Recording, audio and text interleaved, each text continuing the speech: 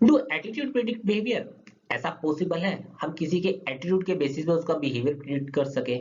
एक स्टोरी देखते हैं, 1924 की है ये। ओके, एक स्टडी की गई बाय रिचर्ड लेपेरे। उसने क्या किया, एक चाइनीज कपल को अपने साथ रखा और उनको अलग अलग जगह यूनाइटेड स्टेट में लेके गया कि आप इस रेस्टोरेंट में खाना खा के देखो, इस होटल में स्टे करके देखो, और चेक किया कि जो वहां के होटल वालों का है सर्विस प्रोवाइड करने का, उनका कैसा रवैया है, कैसा बिहेवियर है। तो पाया ये कि सिर्फ एक होटल वाले ने रिफ्यूज किया, सिर्फ एक बिजनेस ने रिफ्यूज किया सर्विस प्रोवाइड करने से। ओके, लेकिन बाद में जब उसने इंक्वायर किया, इन्वेस्टिगेट किया, लेटर लिख के पूछा कि इन केस आपके यहाँ पे कोई चाइनीज कपल आता है या कोई चाइनीज पर्सन आता है, ठीक है, क्या आप उसे सर्विस प्रोवाइड करोगे? 92% बिजनेस रिस्पॉन्डेड नेगेटिवली। 92% लोगों ने मना कर दिया, सर हम नहीं देंगे। ओके, तो इस केस स्टडी से पता क्या चलता है? इस स्टडी से पता ये चलता है लोग बोलते कुछ है और करते कुछ है। The study highlighted how there lies a discrepancy और inconsistency between one's attitude and behaviour. Attitude क्या है, जो मैं बोल रहा हूँ, बिहेवियर क्या है, जो मैं एक्चुअली में कर रहा हूँ।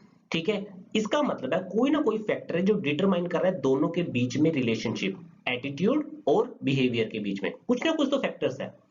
चलिए अब उन फैक्टर्स को डिस्कस करते हैं। जितना ज्यादा स्ट्रॉन्ग एटीट्यूड होगा उसके चांसेस है वो बिहेवियर में कन्वर्ट हो जाएगा। ओके, दूसरी चीज, अगर ये जो एटीट्यूड स्ट्रॉन्ग हुआ है किस बेसिस पे है, डायरेक्ट एक्सपीरियंस के बेसिस पे हुआ है, तो ये और ज्यादा स्ट्रॉन्ग होगा। एग्जाम्पल से समझते हैं। मान लीजिए एक लड़की है, ठीक है, जिस घर में वो पैदा हुई वहां पे कंजर्वेटिव माइंडसेट था। ठीक है, वहां पे उसकी मदर को डिस्क्रिमिनेट किया जाता था, उसने खुद अपनी आंखों से देखा है। उसकी मदर कैपेबल है, हाईली क्वालिफाइड है, एजुकेटेड है, फिर भी उसे हाउसवाइफ ही बना के रखा, घर से बाहर नहीं जाने दिया जा रहा। लेकिन उसकी मदर ने प्रोटेस्ट किया कि नहीं, मैं अपनी बेटी को पढ़ाऊंगी, अच्छी अच्छी स्कूलिंग करवाऊंगी। ठीक है, उसने फेमिनिज्म पे बुक्स पढ़ी है, जेंडर इक्वालिटी के बारे में पढ़ा है। तो इवेंचुअली जो उसका एटीट्यूड है जेंडर इक्वालिटी को लेकर वो काफी ज्यादा स्ट्रॉन्ग होगा। नियर फ्यूचर पॉसिबल है वो लड़की हमेशा जहां भी लेडीज या लड़कियों के अगेंस्ट डिस्क्रिमिनेशन हो रही होगी वो अपनी आवाज उठाएगी, वो प्रोटेस्ट करेगी, इवन अपनी मदर का साथ देगी। ओके, तो जितना ज्यादा एटीट्यूड स्ट्रॉन्ग होगा वो चांसेस है बिहेवियर में कन्वर्ट हो जाए। एक और छोटा सा एग्जांपल देता हूँ, विसल ब्लोइंग। जो इंसान अपनी जान खतरे में डाल के विसल ब्लो करते, करप्शन को उजागर करते हैं, ओके, क्यों करते हैं? क्योंकि उनका जो एटीट्यूड है वो बहुत स्ट्रॉन्ग है करप्शन के अगेंस्ट, उन्हें अपनी जान की भी परवाह नहीं है। ओके, तो जितना ज्यादा स्ट्रॉन्ग एटीट्यूड होगा चांसेस है बिहेवियर में कन्वर्ट हो जाएगा। ओके, इसके अलावा भी कुछ फैक्टर हैं, जैसे सर्टेनिटी है, इंटेंसिटी है, एक्सट्रीमिटी है। Certainty means how much individual knows about the attitude object, उसकी नॉलेज क्या है उस चीज को लेके। ठीक है, extremity refer to the degree of favourableness और अनफेवरेबलनेस। मान लीजिए अगर मैं 1 to 5 का एक स्केल रखूं, ठीक है, 1 2 है नेगेटिव में, 1 एक्सट्रीम नेगेटिव, 5 एक्सट्रीम पॉजिटिव, 3 है न्यूट्रल, तो इस बेसिस पे this is extremity. Intensity refer to the strength of the feeling, that is how strong is the emotion reaction provoked by the attitude object. For example, उस लड़की का जब वो बड़ी हो गई, जैसे उसके फादर ने उसकी मदर को कुछ बोला तो वो झट से आ गई, उसको गुस्सा आ गया, उसने अपने फादर को समझाया पापा आप गलत हो। Okay, this is intensity. Second factor, attitude accessibility. किसी भी ऑब्जेक्ट को लेके, इवेंट को लेके या इश्यू को लेके आप अपने माइंड से इंफॉर्मेशन रिट्रीव कर पा रहे हैं, ले पा रहे हैं, तो आपका एटीट्यूड मैं जो बिहेवियर है प्रिडिक्ट कर सकता हूं। ओके, उस एटीट्यूड ऑब्जेक्ट को लेके एग्जांपल से समझते हैं। अगर आप किसी फार्मर से पूछते हो कि भाई ये फलानी फसल है, इसके लिए कौन सा फर्टिलाइजर अच्छा रहेगा, तो वो झट से बता देगा क्योंकि वो फार्मिंग करता है। ओके, उसके पास ऑलरेडी इंफॉर्मेशन है अपने दिमाग में। एट द सेम टाइम अगर आप इसी फार्मर से क्या पूछो कि सर कौन सी कंट्री विजिट कर सकते हैं, ठीक है, कौन सी कंट्री अच्छे टूरिज्म के लिए, क्या वो बता पाएगा? चांस ही नहीं है, क्योंकि उसको कोई नॉलेज ही नहीं इस चीज की। ओके, तो एटीट्यूड ऑब्जेक्ट को लेके इंफॉर्मेशन अवेलेबल है नहीं है, ये बहुत मैटर करता है। तब हम इजिली प्रिडिक्ट कर पाएंगे कि जो एटीट्यूड है वो बिहेवियर में कन्वर्ट होगा कि नहीं होगा। All individuals have clear, univocal, and highly accessible cues in memory about attitude object, and the same time, individuals have weak, ambiguous, and inaccessible cues about attitude object. Third factor, attitude specificity. Attitude will better predict behavior if the specificity of a measured attitude matches the specificity of behavior under consideration. नहीं समझ में आई होगी line, समझाता हूँ। मान लीजिए आपको UPSC की प्रिपरेशन करनी है और आप किसी से पूछते हो मैं यूपीएससी की प्रिपरेशन कैसे करूं। एक तो ये क्वेश्चन पूछते हो, दूसरा क्वेश्चन आप ये पूछते हो सर मैं पॉलिटी की तैयारी कैसे करूं, मैं एथिक्स की तैयारी कैसे करूं। तो इसमें जनरल क्वेश्चन क्या है और स्पेसिफिक क्या है। जनरल क्वेश्चन है यूपीएससी की तैयारी कैसे करें, इसमें बहुत सारी चीजें आ सकती हैं। बता तो देगा बंदा, ऐसा नहीं कि वो नहीं बताएगा, लेकिन बड़ा मुश्किल होगा, बड़ा वेग आंसर होएगा। रादर देन आप स्पेसिफिक करके क्वेश्चन पूछो सर पॉलिटी की प्रिपरेशन कैसे करनी है, तो आपको बता देगा कि आपको क्या क्या करना है। लक्ष्मीकांत पढ़ो, न्यूज़पेपर पढ़ो, दैट्स ऑल, और राइटिंग प्रैक्टिस करो। अब यूपीएससी के बारे में बोल रहे हो तो इसमें तो बहुत सारे फैक्टर है, पता नहीं क्या क्या चीजें बताएगा और शायद खत्म भी ना हो। तो जितना ज्यादा स्पेसिफिक आपका एटीट्यूड ऑब्जेक्ट को लेकर आप पूछोगे तो उतना हम इजिली प्रिडिक्ट कर सकते हैं उसका behaviour. Fourth factor attitude ambivalence. Ambivalence means mixed feeling. ठीक है, आप डिसाइड नहीं कर पा रहे हो आप उस किसी एटीट्यूड ऑब्जेक्ट के लिए आपकी पॉजिटिव फीलिंग है या नेगेटिव फीलिंग है, व्यूज क्या है, कंफ्यूजन है काफी ज्यादा।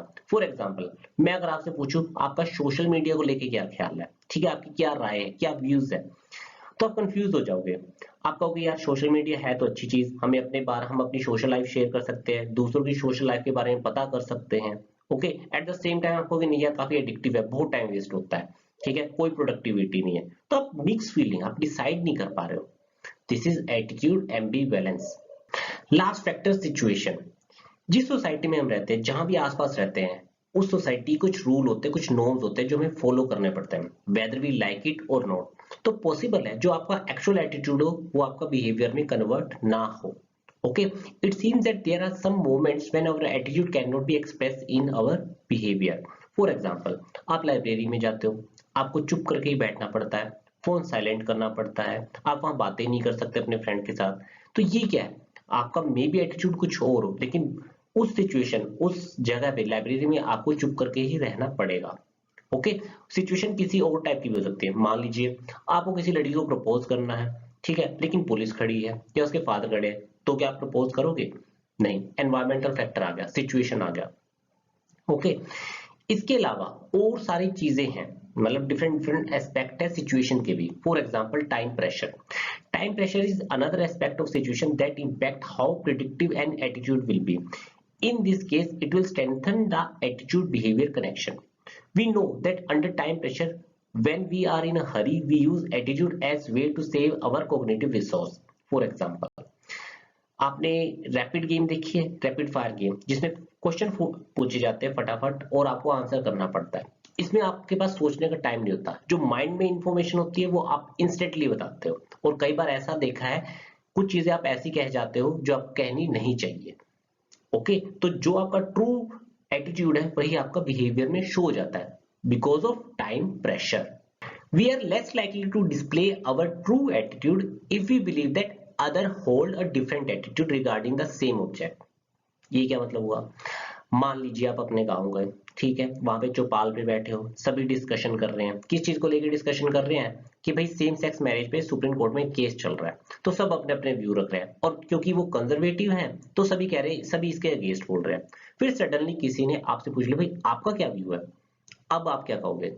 मोस्ट प्रोबेबली आप चुप रहोगे या कहोगे मेरा कोई व्यू नहीं है, या फिर उन्हीं के फेवर में कह दोगे। क्यों? क्योंकि काफी अनकंफर्टेबल सिचुएशन हो जाएगी। 10 बंदे बैठे हैं जो कह रहे हैं सेम सेक्स मैरिज नहीं होनी चाहिए, आप कहोगे यार होनी चाहिए, तो बड़ी अनकंफर्टेबल सिचुएशन है। ओके, चांसेस है, मैं चांसेस बोल रहा हूँ, ठीक है। फाइनल, अभी जो मैंने आपको सारे फैक्टर बताए हैं ना, मिक्स होके काम करते हैं सेम टाइम पे। ऐसा नहीं है कि कोई एक फैक्टर है वो डिटरमाइन करेगा, नहीं, डिपेंड करता है। मान लीजिए आपका जो एटीट्यूड है सेम सेक्स मैरिज को लेके बहुत स्ट्रॉन्ग है, ठीक है, सिचुएशन सेम ही है, ठीक है, तो हो सकता है आप बोल दो कि नहीं भाई मैं तो बिल्कुल फेवर में हूं। ओके, तो डिपेंड करेगा पर्सन टू पर्सन। यहाँ पे हमारा ये जो लेक्चर है फिनिश हुआ, attitude relation with behaviour, attitude कैसे इन्फ्लुएंस करता है बिहेवियर को। ओके, इन केस आपको कोई डाउट है मुझे कमेंट सेक्शन में पूछ सकते हो, और जो नोट्स अवेलेबल है वो फ्री में अवेलेबल है मेरे टेलीग्राम चैनल पे RS एथिक्स सेम नाम से। Okay, so please like and subscribe my channel and thank you.